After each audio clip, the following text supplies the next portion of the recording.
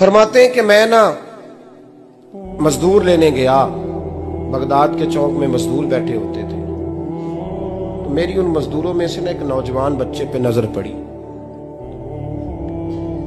बड़ा कमजोर सा वजूद था, लेकिन चेहरे पर इबादत का निशान था। माथा बताता था कि नमाज का बड़ा ख्याल रखता है। मैं उसके करीब गया।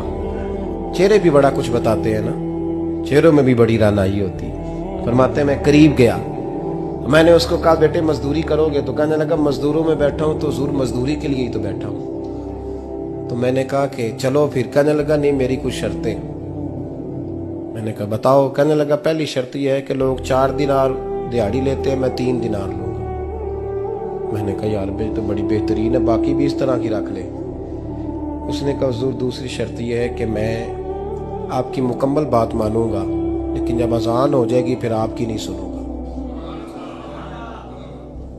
तीसरी बात उसने ये की कि हुजूर मैं आपके घर में काम करूंगा पर आपके किसी सवाल का जवाब नहीं दूंगा। कहते मैंने कहा यार तू बड़ा अजीब है, शर्तें तो मालिकों की होती हैं। कहने लगा जी बहरहाल मैं शर्तें लगा के जाता हूं। फरमाते मैं उसे घर ले आया,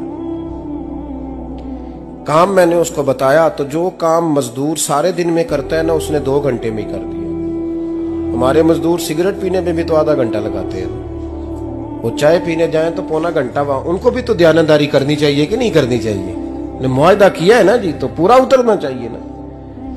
कहते 2 घंटे में। अब काम जब बंदा शुरू कराता है तो काम और निकल आता है। कहते काम मैंने उसको और बता दिया, वो करने लगा। उसने मिट्टी निकाल के रखी थी बाहर रास्ते में, तो अजान हो गई जोर की।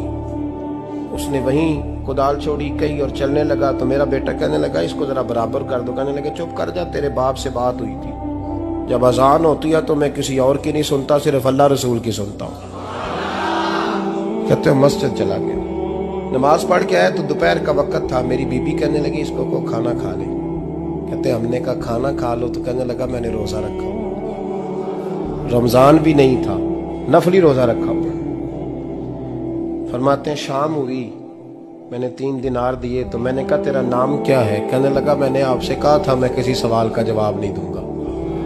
कहते वो चला गया। अगले दिन मैं फिर लेने गया उसे, काम कुछ और निकल आए, तो लोगों ने बताया वो सिर्फ हफ्ते वाले दिन आता है।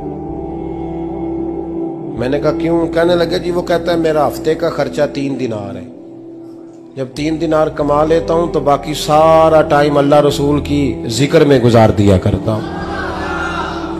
फरमाते हैं जी अगले हफ्ते मैं फिर लेने गया, मैंने पूरा हफ्ता इंतजार किया कि काम उसी से कराना है। मैं जब गया तो मैंने कहा चलो। कहने लगा मेरी शर्तें याद है ना? और मैंने कहा याद है भाई, साथ चल। फरमाते हैं काम कराया, 2-3 हफ्ते वो आता रहा। एक हफ्ते में गया तो लोगों ने कहा हुजूर आज नहीं आया। क्यों? कहने लगे बीमार हो गए। कहाँ घर है? कहने लगे बगदाद के कब्रिस्तान के पीछे जो कच्ची आबादी है उसमें रहता है। फरमाते मैं गया, दरवाजे पे दस्तक दी तो कहने लगा हुजूर आप हैं? दरवाजा खोला है, आ जाइए। फरमाते मैं अंदर गया तो मैंने कहा तुम्हें कैसे पता चला मैं आया हूं? कहने लगा हुजूर अल्लाह वाले हो, आप नहीं आना था, वरना अमीर तो गरीबों का पता लेने कोई नहीं आते। कहते मैं करीब गया तो कहने लगा मैं आपका इंतजार कर रहा था, तेज बुखार है, तप रहा। जेब से कुछ पैसे निकाले, कहने लगा ये पैसे रख ले। एक अंगूठी निकाली, कहने लगा हुजूर आज रात को मेरा इंतकाल हो जाएगा, इन पैसों का कफन खरीद के सुबह जनाजा पढ़ के मुझे दफन कर देना, और जब दफन करो तो ये अंगूठी लेके असर के बाद हारून रशीद के पास जाना। आप उसे कहना मैंने मिलना है पर वो आपको टाइम नहीं देगा। आप उसको आवाज दीजिएगा कि तेरी एक अमानत है मेरे पास, फिर वो आपसे मिलेगा तो अंगूठी दे दे, फिर आप मेरी तरफ से फारिग हैं। हजरत फरमाने लगे तेरा नाम? और कहने लगा हुजूर वक्त थोड़ा है, आज रात मैंने जाना है, बड़ी लंबी माफी मांगनी है रब करीम से, अगर मुनासिब समझे तो मुझे अपने रब से तन्हाई कर देने। फरमाते हैं मैं आ गया पर उसकी बातों ने मुझे सारी रात सोने नहीं दिया। फरमाते हैं सुबह बड़ी मुश्किल से सूरज निकला, मैं गया दरवाजे पे हाथ रखा तो दरवाजा खुला हुआ था। अंदर दाखिल हुआ तो खुशबुएं मेरा इस्तकबाल कर रही थी। जब चेहरे से कपड़ा हटाया तो उसका तो इंतकाल हो चुका। इंतकाल हो चुका है, ऐसे है जैसे किसी का दीदार करके सोया। कहते मैं तो 2 आदमी ले गया था जनाजे पे, पर पता नहीं दुनिया किधर किधर से आई, कहां से। अखां जदों मीटियां जमाना मैनू रोवेगा, अपना ते अपना बेगाना मैनू रोवेगा। फरमाते हैं मैं तो 2 बंदे ले गया था, पर पता नहीं मखलूक कहां से आई। जनाजा पड़ा, दफन किया। हारून रशीद के पास में असर के बाद गया, मैंने बुलाना चाहा पर बादशाह था, मेरी तरफ देखा ही नहीं। मैंने उसको कहा तेरी एक अमानत मेरे पास है। फरमाते हैं वो मुझे कोने पे ले गया, क्या बात है, कमरे में बुलाया, मैंने अंगूठी दी। हारून रशीद तो चीखे मारने लगा, कहने लगा अंगूठी वाला कहाँ है? मैंने कहा वो तो इंतकाल कर गया। कहने लगा मुझे कब्र पे ले चल। कहते मैं कब्र पे लाया तो वो लेट गया, तड़प के रोने लगा।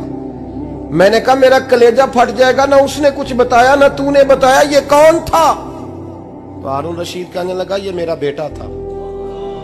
मैंने कहा तेरा बेटा और मजदूर? कहने लगा हुजूर ये हजरत दाऊद ताई के पास बैठा करता था, उनका मुरीद था, मुझे रोज कहता था अब्बा तूने बड़ी दुनिया इकट्ठी कर ली है, मरते वक्त तुझसे टांगे समेटी नहीं जाएंगी, इतना हिसाब नहीं तू दे सकेगा। मैं इसको समझा देता, इसकी अम्मा समझा देती। ये रोज हमें कहता छोड़ दो, आ जाओ अल्लाह रसूल की बारगाह में झुक जाएं। हम समझ। एक दिन ये चला गया, कहने लगा फिर तुम्हारा रास्ता और है और मेरा रास्ता और है। ये सोने की अंगूठी गलती से इसके पास रह गई, गलती से हीरे की अंगूठी चली गई। कहने लगा देखो मेरे बेटे ने आज वो भी वापस कर दी है। फिर तड़प के कहने लगा हारून रशीद था तो ये मेरा बेटा, पर मेरा मुर्शद निकला, मेरा पीर निकला। भाई जिंदगी तो बड़ी थोड़ी है ना। बाबा साहब ने कहा था उठ फरीदा सुत्या, और दाढ़ी आ गया ही पूर, अग्गा नेड़े आ गया, पिछा रह गया ही दूर। उठ फरीदा सुत्या खलकत वेखन जा, मते कोई मिल जाई बख्शिया ते तू ही बख्शिया जा। उठ फरीदा सुत्या झाड़ू दे मसीत, तू सुते रब जागदा, तेरी डाडे नाल परीत। मेरा रब हमें भी अपनी बारगाह में कबूल फरमा।